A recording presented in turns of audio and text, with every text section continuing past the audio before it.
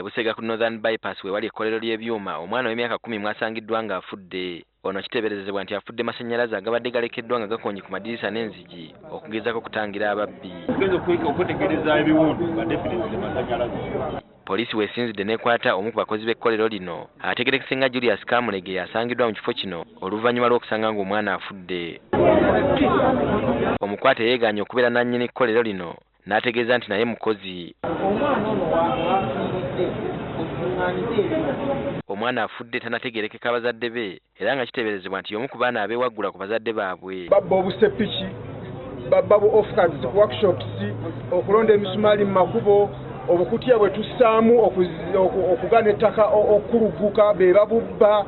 Abatuuze bavumiridde ekyabazadde okwesuulirayo gwannaggamba ku baana baabwe. Tusula tukola abaana bagayaaliddwa bangi. Buli muzadde yenna ayagala omwana we naye abaana abo bwe bagenda ku nguudo baliko emize mingi.